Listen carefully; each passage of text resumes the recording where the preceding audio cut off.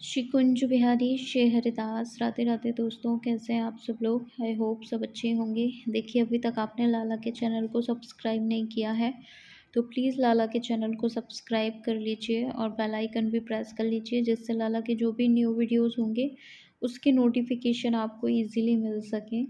तो देखिए, आज डे 3 है भागवत कथा का और हम जा रहे हैं, तो आप वीडियो में देखते रहिए। कृषु रेडी भी हो रहा है और मैंने एक मेकअप जो वीडियो की सीरीज़ चल रही है उसका ये पार्ट 3 भी है। तो इसमें एक फूल जो मैं बनाऊँगी वो थोड़ा-सा अलग है, तो आप उसको देखते रहिएगा। लेकिन मैं तो बात जो है अभी भागवत कथा की कर रही हूँ और जो मैं फूल बना रही हूँ उस पे आप ध्यान देके वो सीख सकते हैं। तो एक तरीके से ये मेकअप वीडियो भी है और साथ में हमारा ब्लॉग भी है, क्योंकि डे 3 में महाराज जी ने क्या कुछ कहा वो मैं आपको बता देती हूँ।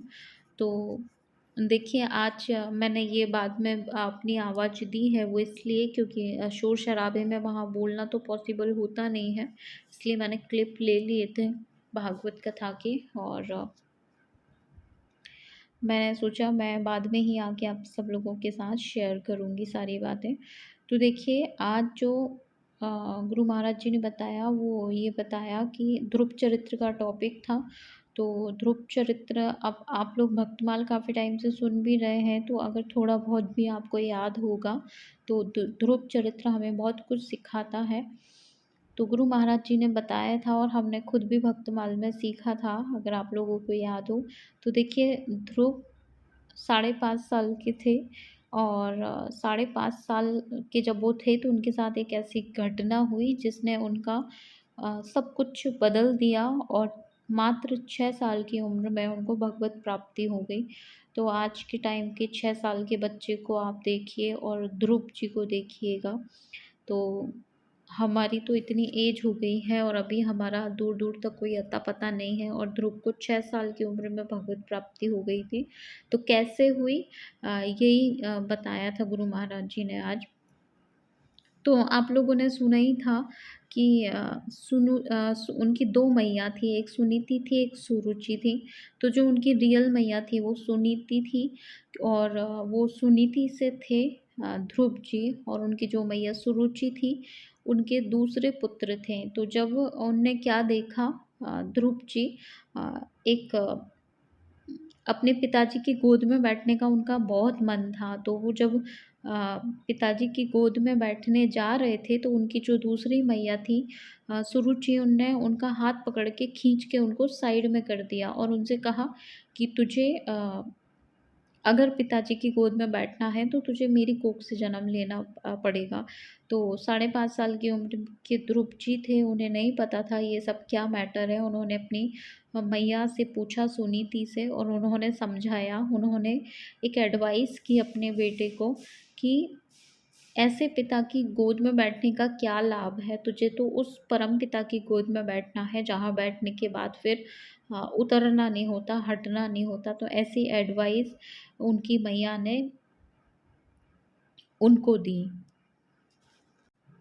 तो अपनी जो रियल मैया थी सुनीति मैया की बात सुनकर ध्रुव जी ने डिसाइड कर लिया और उनकी मैया ने ना आगे का सोचा ना पीछे का सोचा और डायरेक्ट ध्रुव 5.5 साल के उनसे बोल दिया, जाओ तपस्या करो, वन में जाओ, वन में जाके तपस्या करो और भगवत प्राप्ति करो, परम पिता की गोद में जाके बैठो। ऐसे पिता की गोद में बैठने का कोई लाभ नहीं है और तुमको जाना है और वापस आके अपनी जो दूसरी मैया है उनको बताना है कि तुम डिज़र्व करते हो अपने पिता की गोद में बैठना।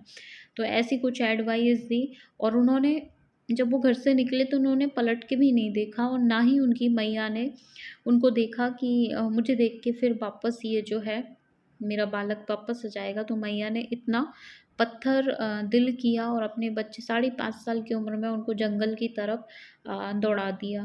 तो ध्रुव जी तो कुछ जानते नहीं थे, उनको कुछ पता नहीं था, बस चले जा रहे थे और उनको नारद जी मिलते हैं रास्ते में, क्योंकि जब कोई भक्त निकलता है भगवान की खोज में तो उनको एक नौका मिलती है, वो गुरु रूप होते हैं और ध्रुव जी को अपने गुरु मिले नारद जी। तो उन्होंने गुरु दीक्षा ली, मंत्र लिया और 6 महीने कंटिन्यूअसली 6 महीने हर तरीके से जप तप जो उनसे बना, उन्होंने बहुत सारे स्टेप्स में उन्होंने अपनी तपस्या की थी। पहले फल खा के, फिर पानी पी के, फिर पानी भी छोड़ दिया, फिर श्वास रोक के, बहुत सारी अलग अलग तरीके से प्रभु को रिझाया उन्होंने। और जब 6 महीने बीत गए, जब हमारे प्रभु उनसे खुश हो गए, तो दर्शन देकर जो है उनकी इच्छाएं जानी और उनको भगवत प्राप्ति हुई। तो ये पूरा समझाया था गुरुदेव ने, और वीडियो क्लिप भी आप लोग देखते रहना। गुरुदेव आए थे, उन्होंने व्यास गादी पूजन हुआ, सब कुछ हुआ, भागवत पूजन हुआ। इसके बाद उन्होंने अपनी भगवत चर्चा शुरू की थी। डे 3 में एक ध्रुव चरित्र बताया था, और हमारे लिए ये एडवाइस दी थी जो यंग जनरेशन है उनके लिए, कि जब 5.5 साल के ध्रुव ने ये इंतज़ार नहीं किया कि मैं बुढ़ापे में भजन करूँगा, उन्होंने 6 साल की अवस्था में भगवत प्राप्ति कर ली। वैसी एडवाइस उन्होंने यंग लोगों के लिए दी कि आप जब जितनी जल्दी हो सके आप भगवत प्राप्ति करिएगा। और बहुत सारी बातें कही, और उन्होंने कुछ एग्जाम्पल भी दिए थे कि प्रभु हमें क्या करने भेजते हैं और हम यहाँ आकर क्या करने लगते हैं। इसमें उन्होंने एक बहुत प्यारा सा एग्जाम्पल दिया था।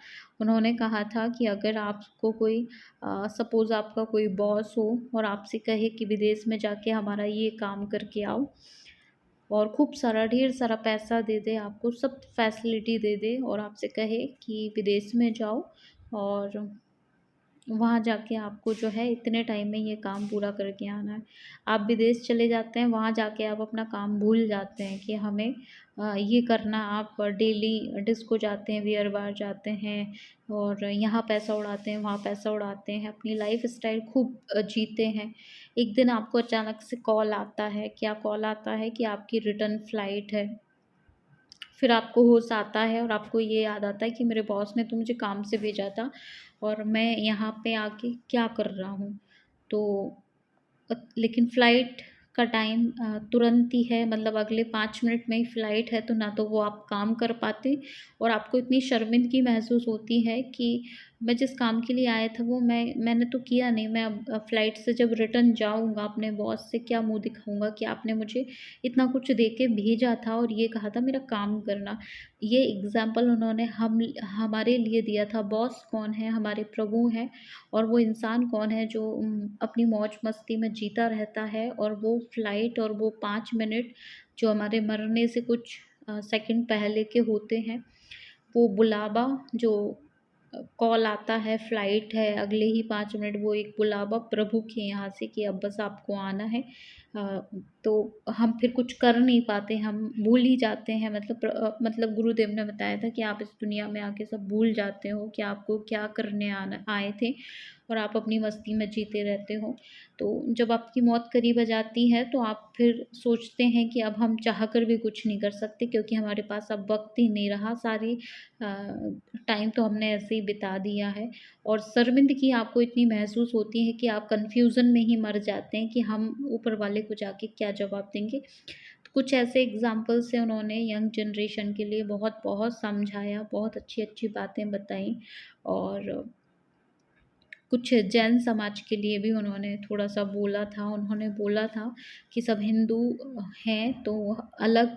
उन्होंने इसका एग्ज़ाम्पल ऐसे दिया था कि सनातन धर्म जो है वो पूरा वृक्ष है, और इसकी जब सब छोटी-छोटी शाखाएँ हैं, अगर जैसे शाखाएँ अपनी अलग बनाती रहेंगी सब चीज़ें, और जड़ों को कोई पानी नहीं देगा तो सनातन जो है खतरे में आ जाएगा। तो ऐसे करके उन्होंने जैन लोगों को एक एडवाइस की थी कि आप अपने आप को अलग ना समझें सनातन से, और कुछ ऐसी बहुत सारी बातें की थी। और इससे पहले जो वीडियो क्लिप आप लोगों ने देखा था उसमें देखा होगा, कृषु को आज बहुत सारे लोगों ने लाड़ प्यार किया था, और कृषु सब में घुल मिल जाते हैं और सबके साथ बहुत मस्ती करते हैं। तो देखिए गुरु महाराज जी भी जा चुके थे, और अब हम लोग भी घर जा रहे हैं।